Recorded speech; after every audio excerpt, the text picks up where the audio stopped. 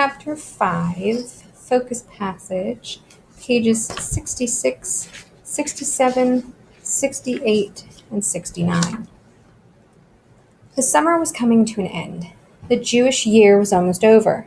On the eve of Rosh Hashanah, the last day of that cursed year, the entire camp was agitated and every one of us felt the tension. After all, this was a day unlike all others. The last day of the year.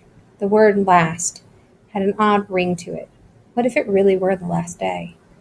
The evening meal was distributed, an especially thick soup, but nobody touched it. We wanted to wait until after prayer. On the apple plots, surrounded by electrified barbed wires, thousands of Jews, anguish on their faces, gathered in silence. Night was falling rapidly, and more prisoners kept coming from every block, suddenly able to overcome time and space, to will both into submission. What are you, my God? I thought angrily. How do you compare to this stricken mass gathered to affirm to you their faith, their anger, their defiance? What does your grandeur mean, Master of the universe, in the face of all this cowardice, this decay, and this misery? Why do you go on troubling these poor people's wounded minds, their ailing bodies? Some 10,000 men had come to participate in a solemn service, including the Blockaltist, the capos, all bureaucrats in the service of death. Blessed be the Almighty. The voice of the officiating inmate had just become audible. At first I thought it was the wind. Blessed be God's name. Thousands of lips repeated the benediction, bent over like trees in a storm. Blessed be God's name. Why would I bless him? Every fiber in me rebelled, because he caused thousands of children to burn in mass graves, because he kept 6 crematoria working day and night, including Sabbath and the holy days, because in his great might he had created Auschwitz, Birkenau, Buna, and so many other factories of death. How could I say to him, Blessed be thou, Almighty Master of the universe, who chose us among all nations to be tortured day and night, to watch as our fathers, our mothers, our brothers end up in the furnaces? Praise be thy holy name for having chosen us to be slaughtered on thine altar. I listened as the inmate's voice rose. It was powerful yet broken, amid the weeping, the sobbing, the sighing of the entire congregation. All the earth and universe are God's. He kept pausing, as though he lacked the strength to uncover the meaning beneath the text. The melody was stifled in his throat. And I, the former mystic, was thinking, yes, man is stronger, greater than God. When Adam and Eve deceived you, you chased them from paradise.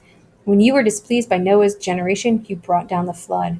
When Sodom lost your favor, you caused the heavens to rain down fire and damnation. But look at these men whom you have betrayed, allowing them to be tortured, slaughtered, gassed, and burned. What do? They pray before you.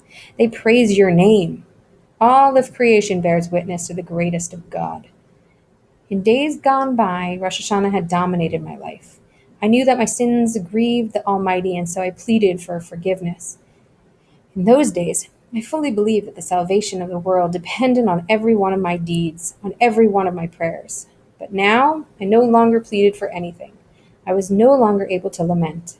On the contrary, I felt very strong. I was the accuser, God the accused. My eyes had opened and I was alone, terribly alone in a world without God, without man, without love or mercy. I was nothing but ashes now. But I felt myself to be stronger than this Almighty, to whom my life had been bound for so long. In the midst of these men assembled for prayer, I felt like an observer, a stranger. The service ended with the Kaddish. Each of us recited Kaddish for his parents, for his children, and for himself. We remained standing in the apple plots for a long time, unable to detach ourselves from this surreal moment. Then came the time to go to sleep, and slowly the inmates returned to their blocks. I thought I heard them wishing each other a Happy New Year. I ran to look for my father.